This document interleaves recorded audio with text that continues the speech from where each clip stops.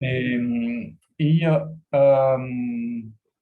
y bueno, entonces desarrollamos esto de la atmósfera gris. Claro, pues, sacamos los, sí, ahora me estoy recordando, sacamos los momentos de la ecuación de transfer. eh, y vimos que entonces que el equilibrio térmico implica la constancia del flujo de radiación, lo cual es súper intuitivo en realidad, es decir, de que si no hay generación de energía en la atmósfera, que es un poco la definición de atmósfera, entonces el flujo por unidad de área tiene que ser constante. Eh, Esto es en la aproximación plano-paralela. ¿Ok? Estamos despreciando el hecho de que la esfera tiene curvatura. Eh, Después tomamos un momento uno, o sea, 0 y 1 de la ecuación de transfer para llegar bueno, una ecuación para la densidad específica media, que es lo mismo que hicimos cuando vimos la aproximación de Eddington, pero en este caso es trivial de resolver la ecuación que al cual llegamos en ese momento, cuando hicimos el primer capítulo sobre transfer radiativo. Y entonces llegamos a esta expresión para J en función de la profundidad dentro de la nota. Después argumentamos que el grueso de la radiación tenía que corresponder a una profundidad óptica de un medio, es decir, que la probabilidad de escape es un medio. Entonces uno despeja acá y da un tau cero de 0,51, que es aproximadamente un medio. ¿Okay? Entonces tenemos este punto de referencia y pudimos resolver el perfil de la temperatura en función de la profundidad óptica. Entonces, esa es la atmósfera gris. Tiene una predicción que es ah, ¿cuál es la cual acá? La línea sólida es el modelo y el modelo numérico, y la línea punteada es la atmósfera gris. Entonces, eso va bastante bien. Después hablamos del limb darkening, eso fue lo que hicimos en la última clase, como una manera de, o sea, digamos, hablamos del link darkening y de su manera, y una corrección para el link darkening usando la atmósfera gris. Eh, entonces, usamos las soluciones de la ecuación de transfer en el paralelismo homogéneo. Dividimos, calculamos entonces la intensidad específica media en una profundidad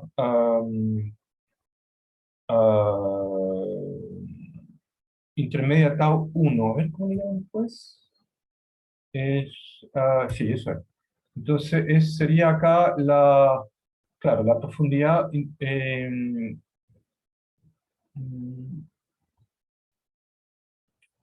claro, aquí tengo un problema esto de acá debería ser cero. Em, Se me olvidó el razonamiento que vimos la semana pasada, pero es básicamente aplicar esa solución de transfer, y esto es el valor de... no, correcto, sí, sí, esto está bien, no hay error. Eh, Significa simplemente calcular esto de la superficie y que llevamos el fondo del eslabón homogéneo muy profundo dentro de la estrella, donde la profundidad óptica es infinita. No sé si tienen preguntas específicas sobre esta parte. Pero con esa expresión para la intensidad emergente, entonces pudimos eh, acá relacionar esa intensidad emergente con el flujo por unidad de área. H es constante en función de la profundidad, ¿cierto? Y esto simplemente depende de la dirección mu. Y con eso entonces teníamos esa expresión para la corrección del oscurecimiento de bordes. El espectro emergente, entonces, ahí está el truco de la profundidad óptica intermedia. Entonces, claro, cuando queremos calcular el flujo en la profundidad óptica intermedia, adentro de la atmósfera, integramos dos componentes, uno que viene de arriba y otro que viene de abajo. Um, y eso entonces se puede expresar en función de estas dos contribuciones se sacan reemplazando acá la función fuente con la función de Planck, y este de acá pasa a ser una, digamos, esta parte del exponencial, esta función de acá, pasa a ser una función especial, y eso se puede calcular numéricamente, y eso es lo que muestra el libro acá comparando el cálculo inicial de Chandrasekhar con distintas profundidades ópticas. Entonces, a medida que el tau va creciendo, esto se va pareciendo cada vez más a un cuerpo negro. Entonces, esta parte de la materia, como les decía, está directamente sacada del libro guía. Voy a seguir con el libro guía para la formación de líneas, y me voy a empezar a dedicar a partir del jueves, cuando voy a hablar entonces de modelos y coronas y vientos estelares. También un punto que no ataca el libro y que quería cubrir hoy, pero ya no alcanzo, es la parte de la profundidad óptica en el continuo, o sea, digamos, de la opacidad de continuo. Yo les mencioné que las fuentes de opacidad de continuo en el Sol eran un poco sorprendentes porque venían del ion H-. Entonces, eso cuando introducimos la atmósfera, pero eso no lo desarrolla el libro guía. Entonces, pero en lo que va de hoy, vamos a simplemente repasar brevemente lo que ya está suficientemente bien descrito en el libro, que es, bueno, recordar que el coeficiente de absorción, para el caso de medio discreto, cuando estamos describiendo el complemento radiativo entre líneas y materia, usamos entonces el coeficiente o sea, los coeficientes de Einstein, coeficiente de absorción y el coeficiente de emisión estimulada. ¿Okay? Y bueno, cuando ya lo hablamos después, que cuando este de acá con un signo menos actúa como una amplificación, y eso es lo que llamamos la amplificación láser. Cuando este menos le gana al más, esto de acá entero resulta en una, cierto que teníamos esto, cuando en ausencia de emisión, si tengo pura absorción, en la ecuación de Chance dice que d I nu es menos alfa nu I nu por ds. ¿Ok? Entonces, acá ustedes ven de que I nu es proporcional a E a la menos alfa nu por S. Y entonces, si alfa nu es negativo, I nu crece exponencialmente. ¿Okay? Entonces, se atenúa exponencialmente en el caso de absorción. Y si por algún motivo este coeficiente llegara a ser positivo, es el caso que llamamos inversión de población. Entonces, este, en llegamos a una amplificación, ¿cierto? Entonces, bueno, eso ya lo vimos en el capítulo A. Y acá entonces agregamos una expresión para el fin. Ahí en el capítulo A simplemente mencioné que el perfil era como una lorentziana, y aquí está la lorentziana, la expresión para la lorentziana. Entonces, esto está normalizado, la integral de esto de menos infinito más infinito es 1, y entonces aparece esa constante gamma que se relaciona con los coeficientes A de los dos niveles. Si tenemos los niveles, este es el nivel de arriba y el nivel de abajo, acá lo tengo escrito como J y I, y entonces acá sumamos todas las disexcitaciones posibles a todos los niveles que existen desde el nivel J y el nivel I. Ambos contribuyen a un cierto ancho de línea. ¿Okay? Entonces, esto es el perfil de una línea, perdón.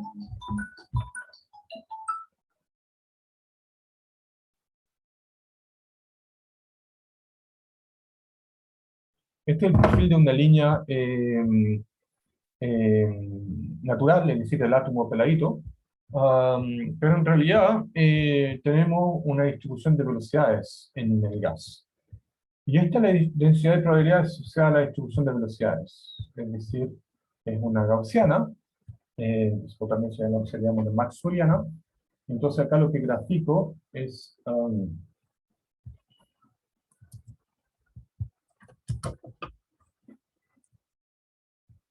entonces lo que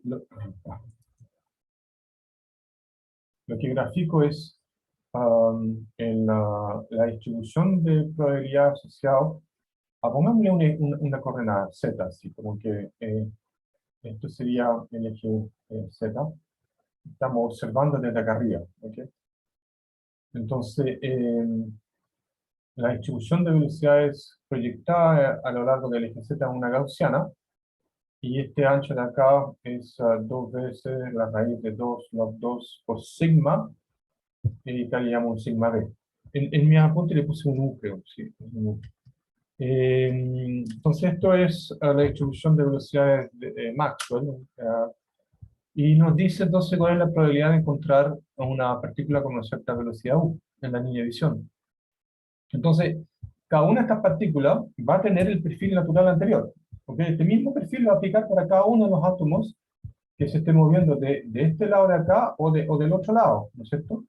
Entonces yo tengo que centrar el perfil a la velocidad en la cual está yendo la partícula, porque hay un corrimiento Doppler, ¿no es cierto? Que si la frecuencia de la línea es nu cero, entonces para una cierta velocidad u, el corrimiento de la línea va a ser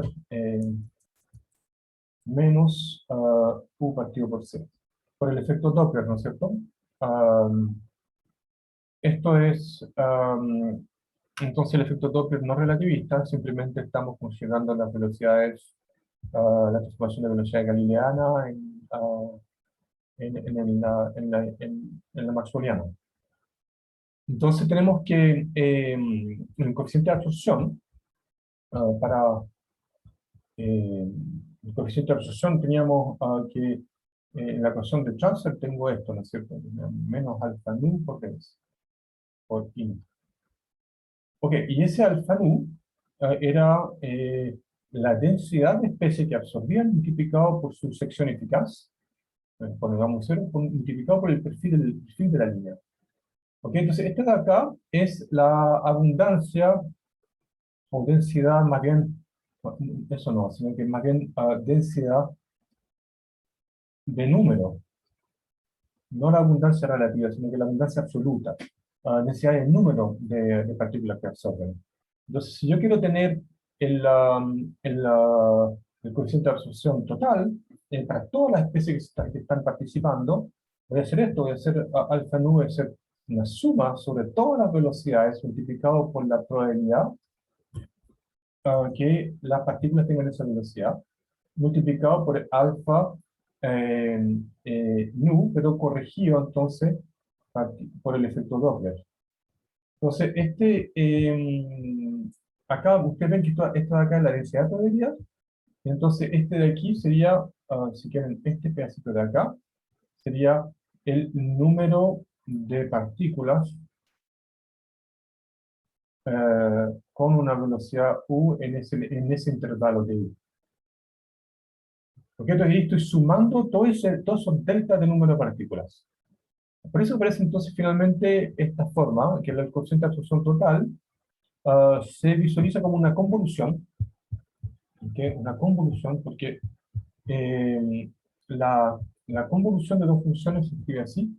Yo digo f convolucionado con g es la integral en dx de f de x, perdón, esto sería x' f por g de x'.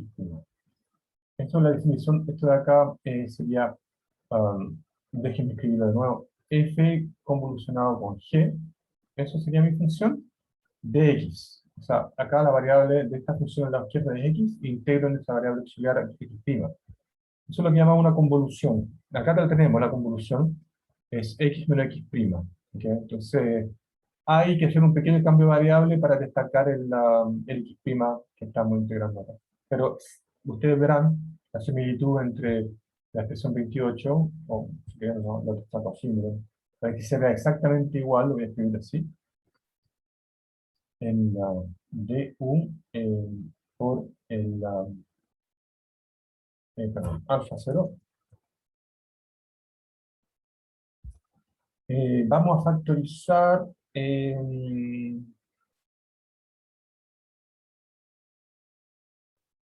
Tendría que hacer un pequeño cambio de variable. Du, c partido por eso, está multiplicado por em,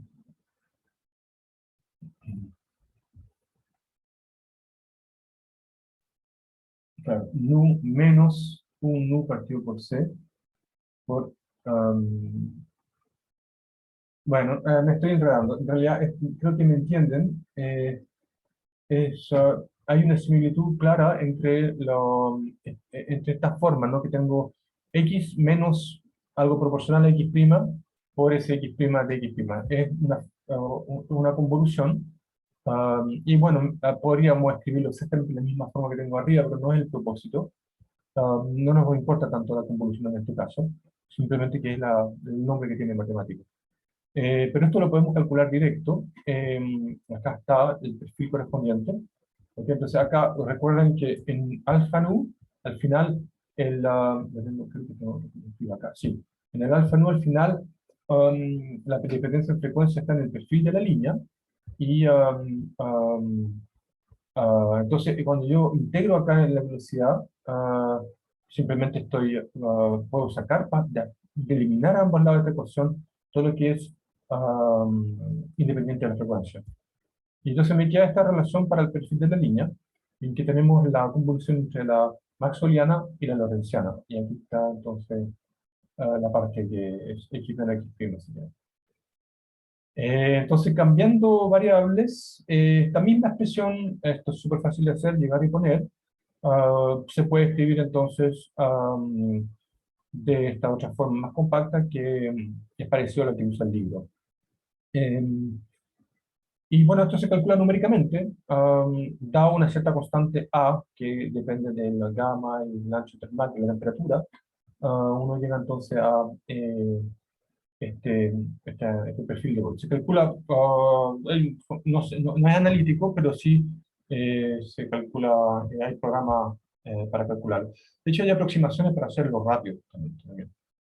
Entonces, en el libro se muestra esta figura en que se comparan los perfiles de Voigt, que esta presión de acá es la presión exacta que quieren para una línea en un plasma. Entonces, este sería el perfil de Voigt en un gas, no en un plasma, sería más correcto decir simplemente en un gas, entonces, que no necesariamente está ionizado.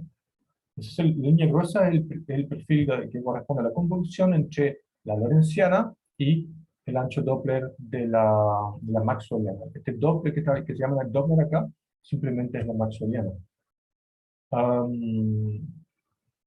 Ok.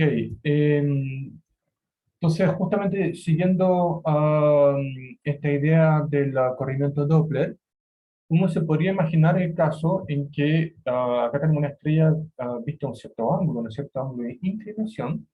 En este caso toman inclinación como el ángulo entre el eje polar de la estrella y la línea de visión. Y entonces esto es la estrella que va rotando y uno se imagina entonces que distintas partes de la estrella corresponden a, ¿cierto? Que estamos llegando a esta situación de acá, acá está la estrella. Esto de acá entonces sería algo así. En azul. Y el sentido de rotación entonces sería esto. Y esto sería como el centro de rotación, el centro eje de rotación. Entonces, eso tal como lo veríamos en el cielo. Porque yo cuando observo esta estrella integro en todo. Mi flujo lo he observado en la integral de toda la intensidad específica.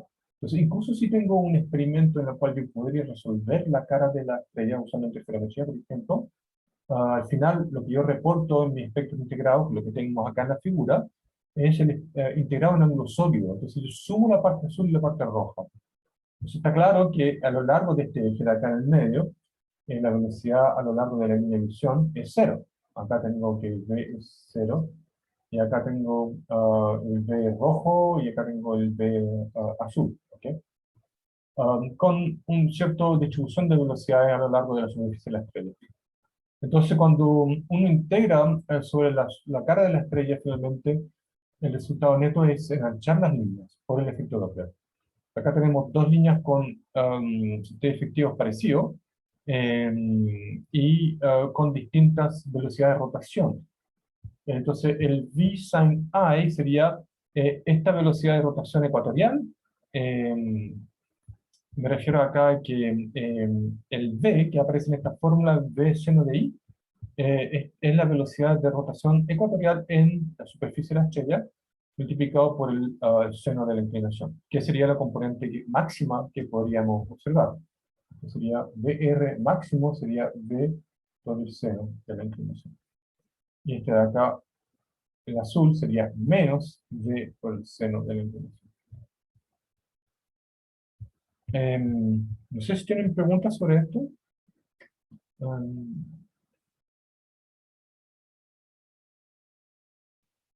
en todo caso, acá estoy, como le estoy diciendo, estoy siguiendo lo del libro, también está súper bien explicado el efecto Doppler en el si no se acuerdan del efecto Doppler, lo pueden ver en el Aronofsky, pero es verdad que estoy seguro que es para Aronofsky de atmósfera, de repente tengo una duda. Entonces, hay otro efecto que les cuento cualitativamente, simplemente, es otro efecto de ensanchamiento de Lilla, y es el pressure broadening, el ancho de presión, que se debe a que si yo tengo un átomo, aquí está ah, em, mi nube electrónica, y tengo un ion, por ejemplo, acá está pasando un electrón, ¿ok? O varios electrones que tengo alrededor. ah, bueno, hay varios de estos de acá, y hay otros iones, acá tengo un protón dando vuelta. Hay un campo eléctrico de fondo. Existe un campo eléctrico, llamémosle así, de fondo, en función de la posición.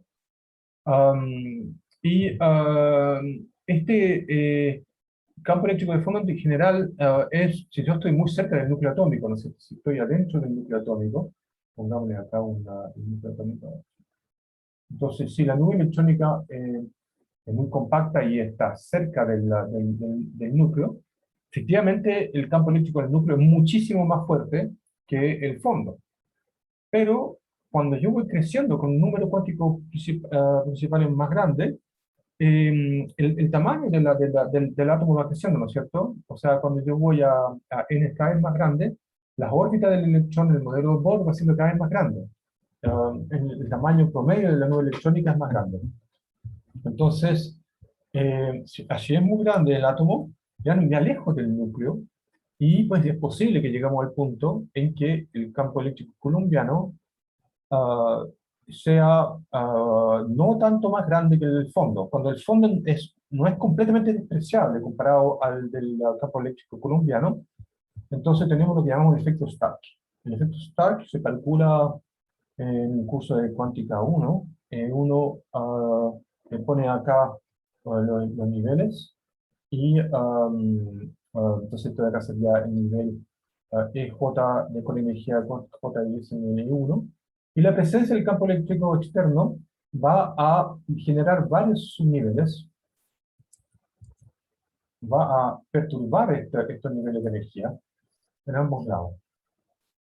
Entonces, al perturbar esos niveles de energía, los sumandos que teníamos en la ecuación, esos sumandos que tenemos acá, son aún más. Yo tengo que incluirlos todos los de arriba y todos los de abajo. Entonces, si supongan que lo multiplico por 4, entonces ya hay 4 por 4, 16, más todos los otros niveles. El número sumando aumenta brutalmente, y ese gamma es más fuerte. Y si ese gamma es más fuerte, entonces las colas de la lorentziana se van a hacer más largos todavía, relativo al corazón de Doppler. Y el perfil de Voigt va a ser con unas alas más grandes. Y eso es lo que muestra acá el libro en esta figura, que compara dos espectros estelares con la misma temperatura efectiva. Entonces acá eligieron un espectro estelar con líneas de hidrógeno muy pronunciadas, porque el átomo de hidrógeno eh, efectivamente tiene un puro protón en el centro. Entonces es fácil que a medida que va creciendo los n, el campo de fondo, el campo eléctrico de fondo sea más grande que el campo del puro protón. ¿Ok? Entonces,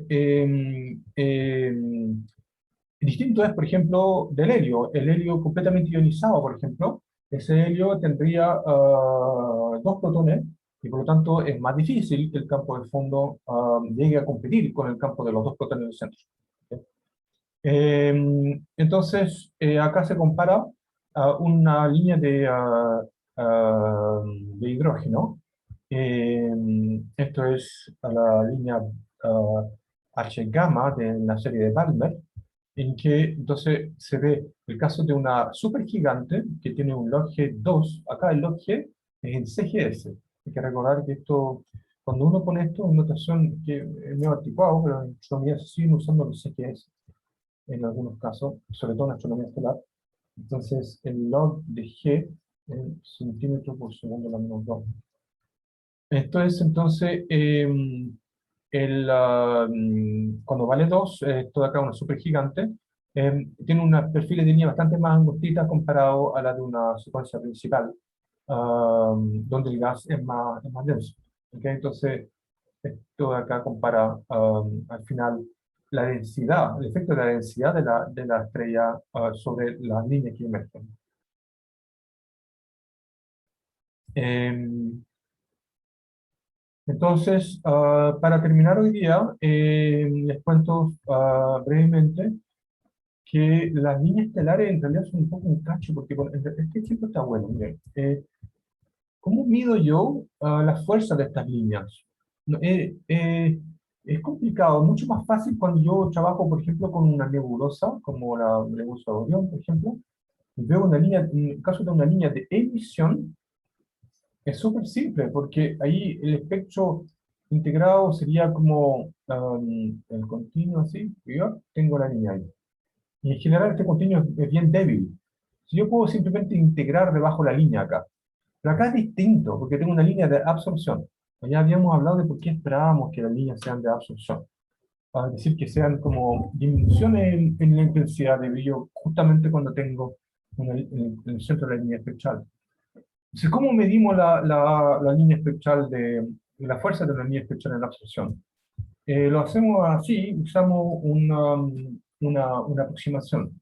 Decimos que este es mi cuerpo negro, este es mi continuo, digamos, este sería el flujo continuo. Bueno, estoy graficando el flujo total, es una longitud de onda. Y entonces, en alguna parte de este espectro hay una línea. ¿Ok? Y entonces voy a medir la fuerza de la línea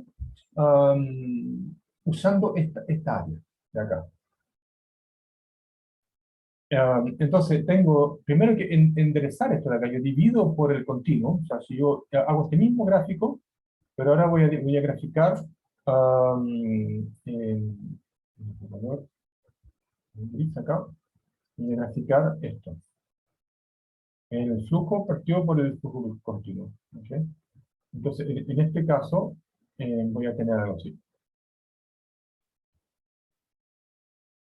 Es el continuo, una línea recta, y voy a tener la línea.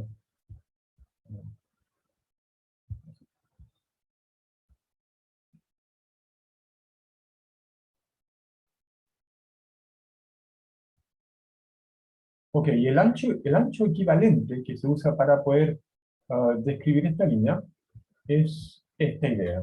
Yo voy a decir entonces de que el ancho equivalente va a ser este rectángulo cuya área en verde, entonces el área en verde sería igual um, al área roja, si quieren. No sé cómo escribirlo. A ver, al área... eh, si se entiende mucho esto. El área verde sería entonces igual a el área bajo la curva eh, roja. Y esto entonces, como tenemos, está claro que si, en el continuo esto de acá es 1, esencialmente esto de acá es 1, entonces este ancho sería el ancho de la línea. Esto sería entonces el ancho equivalente para la línea. Es la manera de medir la fuerza de la línea con este ancho equivalente.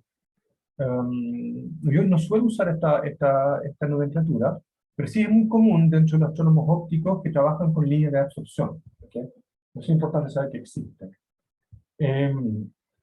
Y otra medida de la fuerza de la línea es, bueno, simplemente es qué tanto cae. Es decir, acá tengo este punto de acá, que es el F lambda en el centro de la línea, y acá tendría el FC. Entonces, esta cantidad a lambda sería como la atenuación en el centro de la línea, y que comparamos esta caída de acá, comparamos qué tanto cae la línea relativo al continuo. ¿Ok? Entonces, esto de acá es la caída relativa al continuo en el centro de la línea.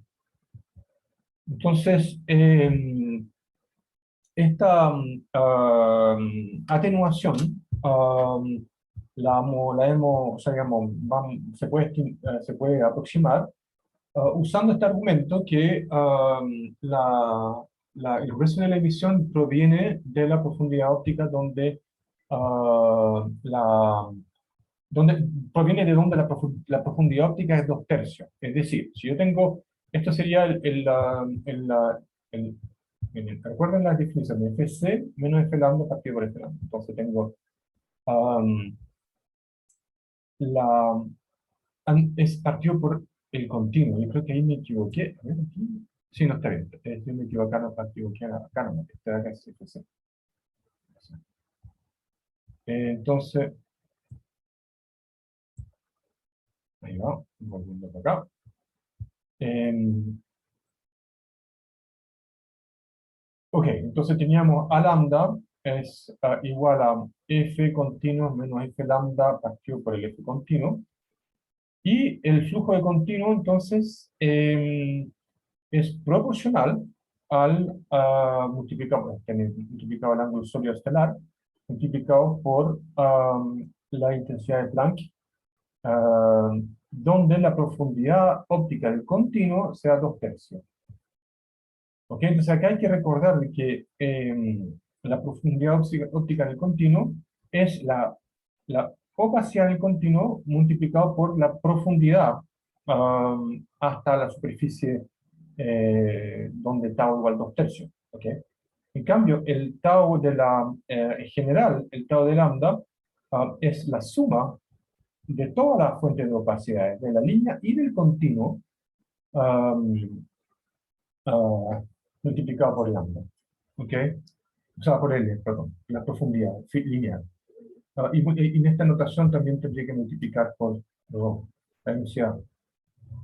Um, entonces, si yo reemplazo este flujo del continuo y el flujo de la línea, tengo esta expresión 33, en el sentido de que el flujo continuo es proporcional a la función de Planck evaluada a la temperatura que corresponde a la profundidad óptica 2/3. Este es el flujo continuo acá. Y en cambio de la línea, el flujo de la línea, ese es, bueno, escribámoslo, es así.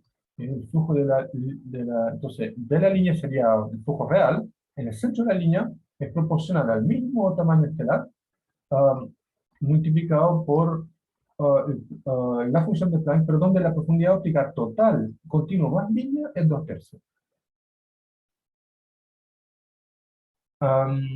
Esto quizás no es tan fácil de comprender, eh, pero eh, eh, bueno, esto lo que da origen, si quieren, a la idea de que hay una línea de absorción, ¿no? Porque sabemos que si yo aumento la opacidad, menos profundo de poder entrar la estrella, entonces la temperatura del cuerpo negro que estamos observando es inferior. Vicente, sí, diga. Hola, yo quería saber cómo se determina la opacidad de la línea. Onda, hay que ver como dónde está la línea y analizar qué tipo de especie es para ver su opacidad y calcularlo. Sí. Em, efectivamente no es la opacidad de la línea tiene que ver entonces con el coeficiente de absorción, ¿no es cierto? El capa de eh, la- recién vimos el alfa nu. ah, Alfa nu era una constante por NI, BIJ menos NJ, BJI. Y la opacidad de la línea está relacionada con alfa nu es kappa nu es eh, a ver, el asunto es que tau nu es alfa nu por L y eso es lo mismo que kappa nu por L rho. Entonces, kappa nu es alfa nu partido por la emisión. Entonces, cuando uno quiere calcular la opacidad, eh, usa, eh, aparecen estas razones, no van a aparecer como factores así, como Ni partido por Rho, en que Ni es la densidad de número de especies en el nivel I relativo a la densidad de masa total del medio. Entonces esto acá es proporcional a, si quieren, la abundancia en el I multiplicado por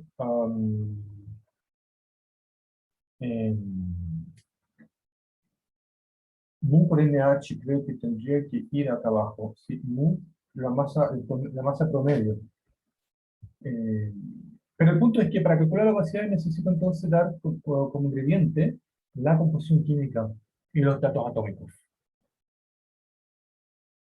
Voy a mencionar un poco esos ingredientes cuando hablemos de modelos de atmósfera. Voy a hablar muy poco de modelos de atmósfera, voy a decir sobre todo cómo se usan y ejemplos de cómo lo usamos.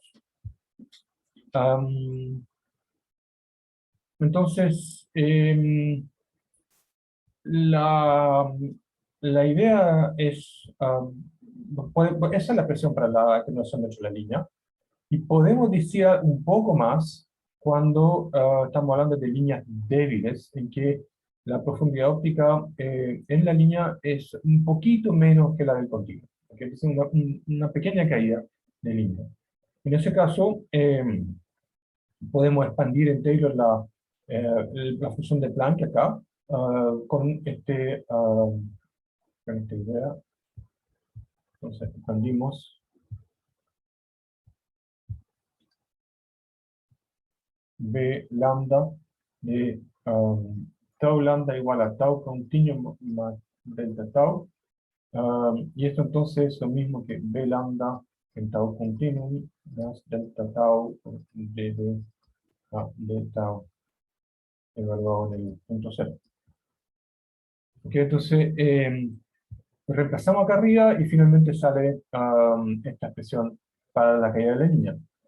No es mucho mejor, la verdad, que la ecuación 33 porque no tenemos o sea, a no ser que estemos hablando de una atmósfera gris, este gradiente no es en general analítico.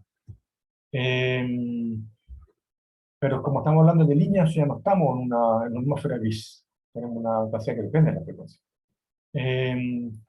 Se puede avanzar un poquito más usando esta relación, ¿no es cierto? Que por lo que habíamos visto acá anteriormente, la profundidad óptica en el continuo de la línea tiene estas relaciones con la opacidad. Entonces, si yo tomo las razones, tengo la ecuación 36.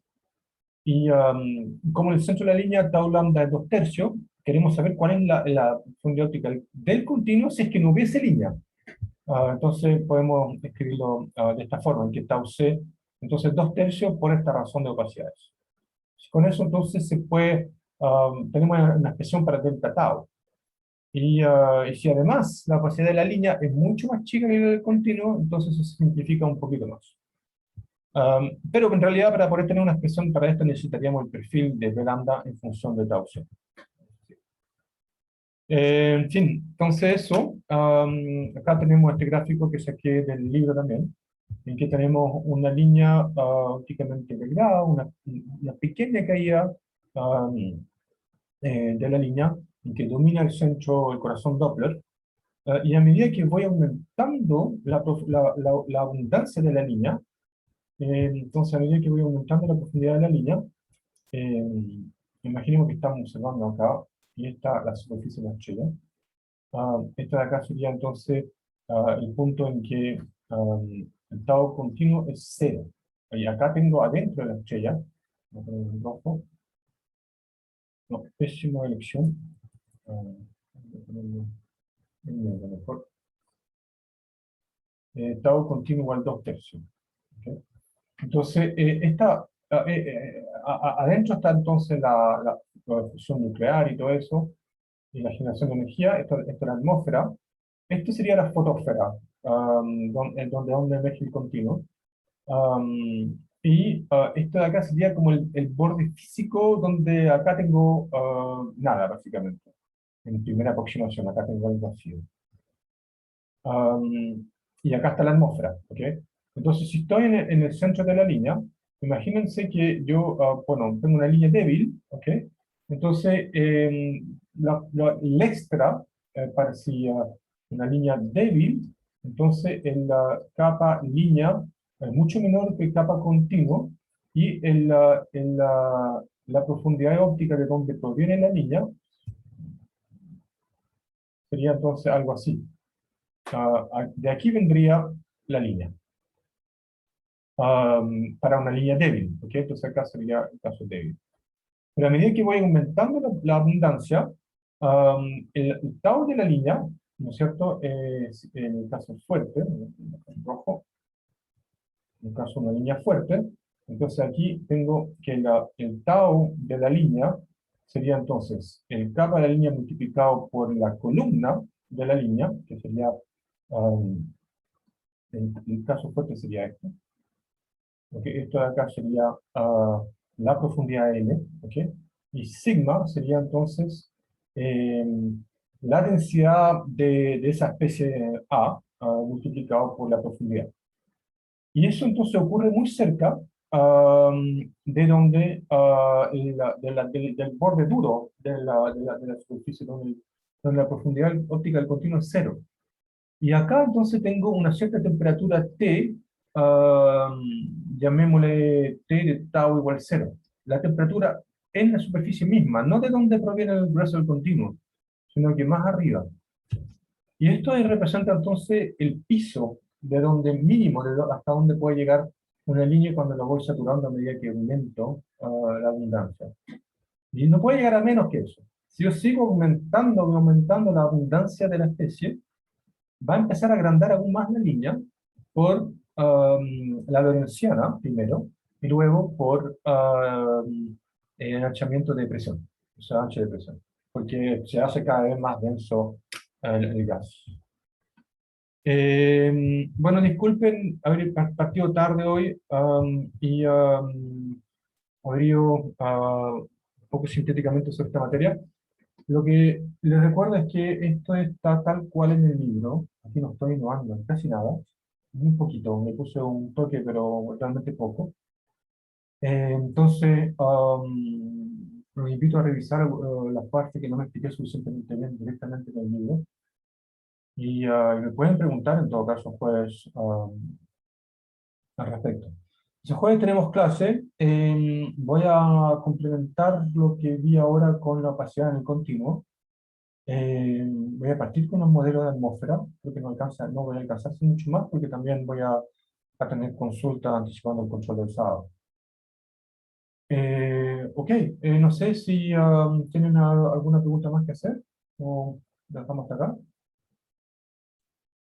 Profe, yo tengo una pregunta bien del principio de la materia que me quedó haciendo ruido ahora que estaba echando una repasada. ¿Ya?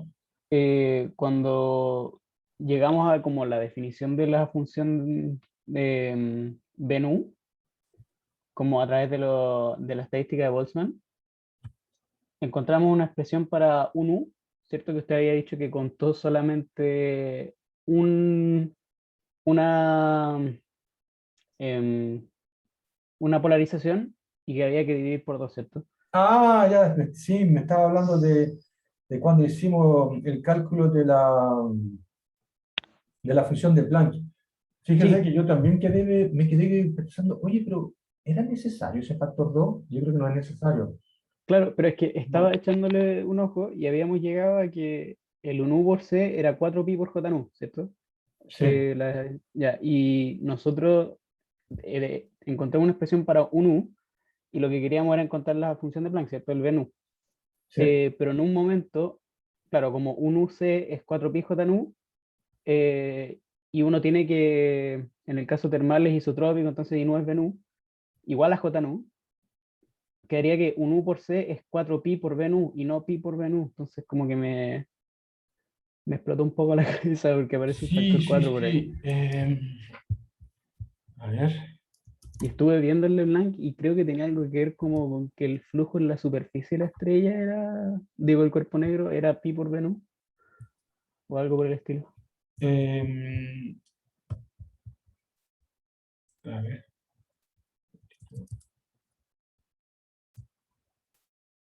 Voy a la clase del 2 de septiembre. eh, em, no, no hay problema si quieren descolgar los que no les interesa la pregunta. Yo voy a seguir conversando acá con Vicente y los que estén interesados. Em, a ver, acá creo que se refiere Vicente a esta parte de la radiación termal. Em,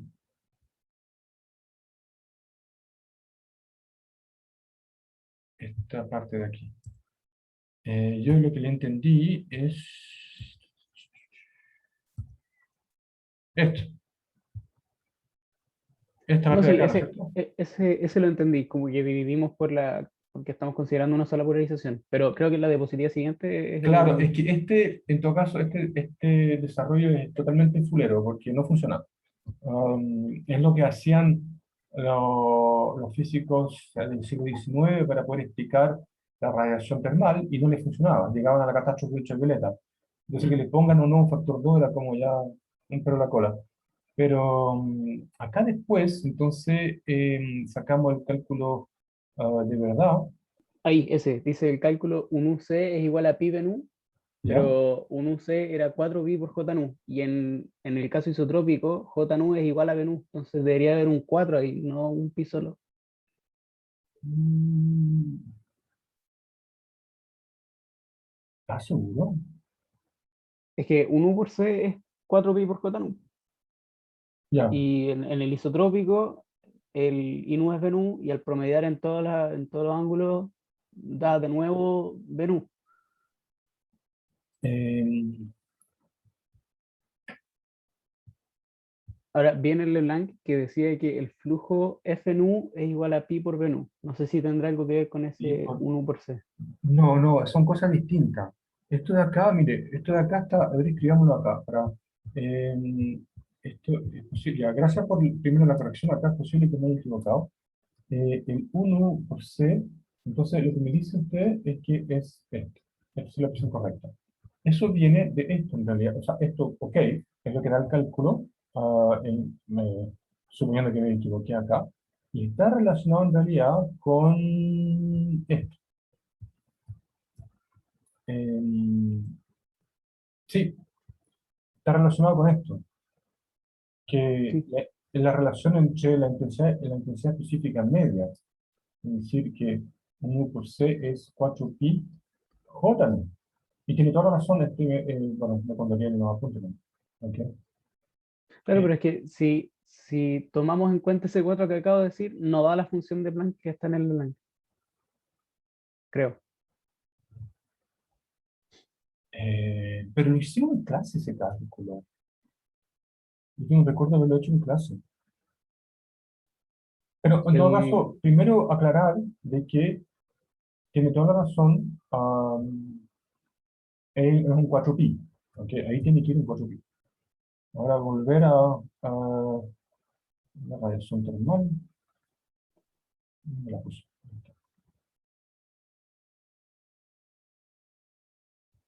Ya. ya, entonces, si ahí usamos ese 4pi, el V nu no da eso que tiene ahí.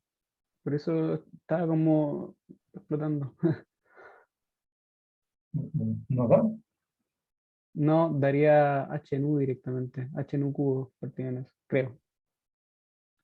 Ah, pero a ver, a ver, si lo entendí bien,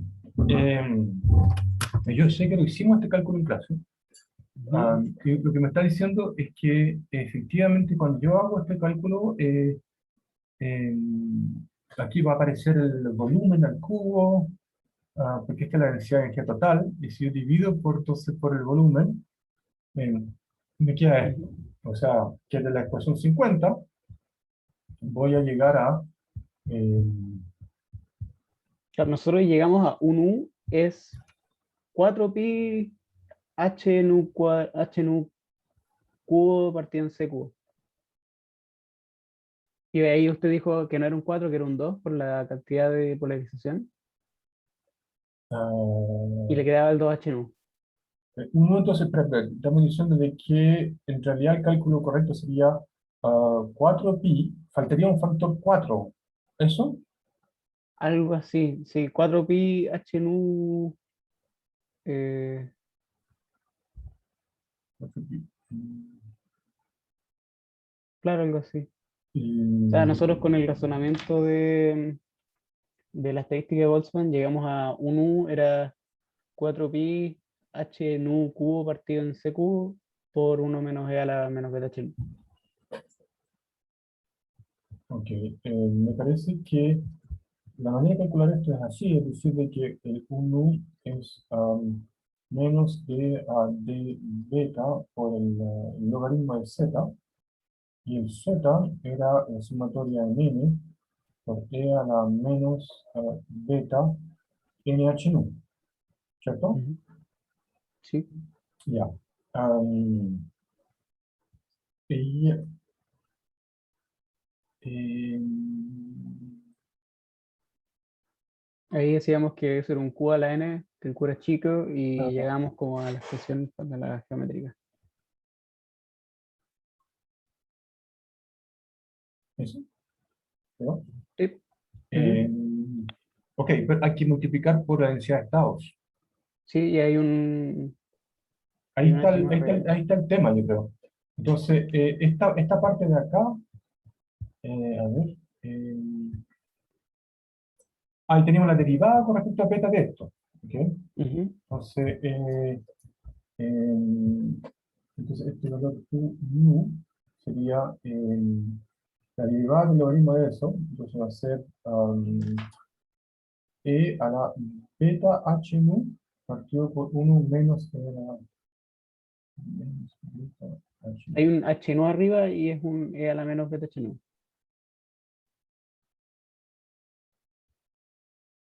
Y es un menos. Sí. Claro, entonces al final me queda esto. Ujú.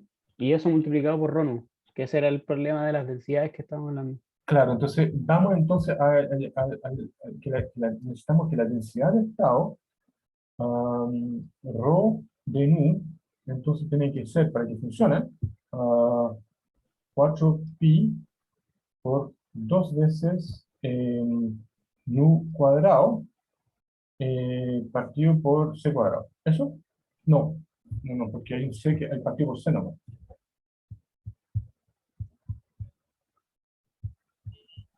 Ahí sí. Entonces, para dar este c cuadrado, necesito ir h. ¿Estamos de acuerdo, Vicente? ¿De acuerdo eso? Eh, a ver. Claro, yo tengo 2pi en un cuadrado partido en C cubo, el rojo. Claro, no, yo digo que para que funcione, de acuerdo a lo que sabemos para que funcione con esto, es necesario que la función, que la densidad de estado sea esta. Y yo la densidad de Mm, estado la calculamos antes. am,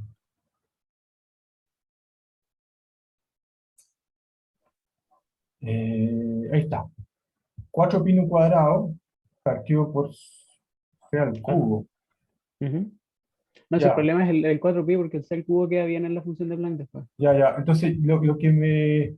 Acá, entonces, en conclusión, es este factor 2, ¿no es cierto? parece. Ya. Ok, entonces, la respuesta a eso, sí, yo también me quedé, yo me acuerdo cuando hicimos este cálculo, que me quedé cachudo, porque qué raro que no me dieron un 4 pi acá, o, digamos, como que no me daba lo correcto, y después como que se sedimentó nomás. Pero muchas gracias por recordarlo, porque acá lo que faltó es efectivamente, la relación correcta acá es un 4 y el cálculo del número de estados, la densidad de estados, em, esto es correcto. Simplemente hay que, acá en la práctica, efectivamente hay que contar dos estados por cada modo normal. No sé si se hicieron ya vibraciones y ondas. Sí. En vibración y onda uno ve los modos normales, ¿no es cierto? O sea, ahí debería ser un 8pi. ¿Sí? No, no, esto es lo que es. Pero Eso sería el número de estados que hay en un intervalo de frecuencia. Lo que quiero decir, a ver, déjame dibujarlo, quizás sea más claro, si quedamos un momento. Eh, Acá tengo el eje X nomás, por ejemplo. Acá están mis paredes conductoras, y este sería como el primer modo. El modo fundamental es el armónico, el primer armónico. ¿Ok? Entonces, este es un modo de oscilación de, por ejemplo, E de X, en función de X. ¿Ok? Estoy hablando de esa componente del campo eléctrico. Y el punto acá es que yo aquí, en resulta de la mecánica cuántica, que aquí caben dos estados de fotones. Hay un fotón con el spin arriba y otro fotón con el spin abajo. En realidad, el fotón tiene spin 1 y podría tener valores 1, 0 y menos 1. Pero porque el fotón es raro, no tiene el 0. Tiene solamente el arriba o el abajo. Y eso se traduce en términos clásicos como la polarización circular izquierda y la polarización circular derecha. En el sentido de que el campo eléctrico, cuando yo miro así el campo eléctrico y magnético, en una onda que está viajando hacia mí, esto puede girar o hacia la izquierda o hacia la derecha. Estos serían lo que llamamos los dos estados de polarización. Acá en el cálculo, Vicente Lamento decide que simplemente se ponen a dedo nomás. No es parte del desarrollo teórico que hicimos aquí.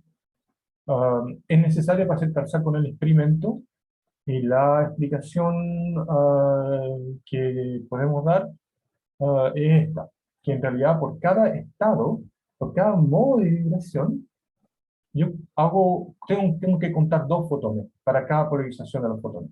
Entonces acá, en este puro modo, en realidad hay dos modos. Eh, Sé que no es muy super top la explicación, pero es la que hay. Pero es que hasta ahí estábamos, po. El problema es que ahora, al decir que un U es 4pi de nu partido por C, igual desaparece el factor 2 que debería estar. No, pues si lo que recién lo vimos. Sí, pues es que, mire, ahora que tenemos eso, eh, tenemos que el 1 es 4pi h nu cubo partido c cubo por la exponencial menos 1. Claro, pues, pero entonces faltaba el factor 2 y lo pusimos con la polarización, por la densidad de estado. El 1 al final, lo que pasa es que este es la energía promedio por modo de oscilación. Y yo tengo que después multiplicar cuántos Ah, modos de oscilación tengo en la densidad. En esto. ya, sí, Un ahí sí. U es ρ de nu por el promedio por modo partido del volumen. Ya, perfecto. Muchas gracias, profe. Entonces, este factor 2 es el que faltaba, que no fui súper claro acá en indicar. Y además tengo un condoro de factor 4 acá en la transparencia. Entonces, muchas gracias, Vicente, por poner esta pregunta en internet y gracias también a los demás por la paciencia y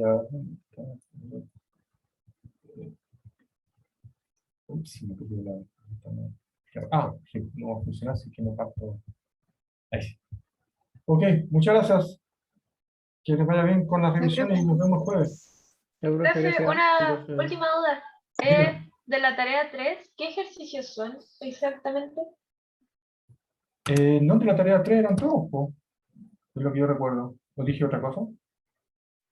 Es que en el correo que mandó dijo sobre las tareas 3 y 4 que eran como los ejercicios del capítulo 4, pero no sé si esas son ambas o si es solamente la 4 o solo la 3. Y le mandé un correo preguntándole.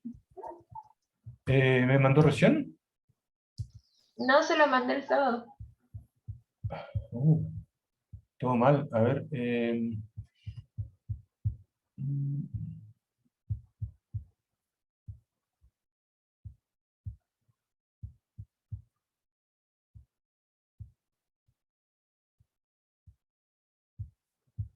A ver.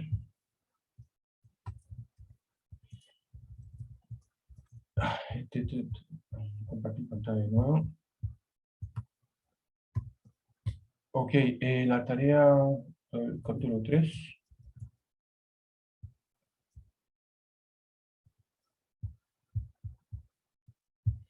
Ah, sí.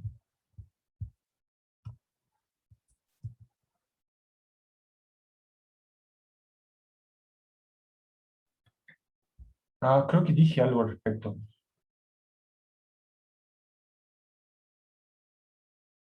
No me acuerdo, no lo dije por mail. Estoy seguro que cuando anuncié la tarea 3, efectivamente,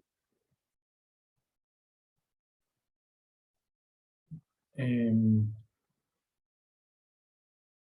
creo que eliminé los 3 últimos problemas también.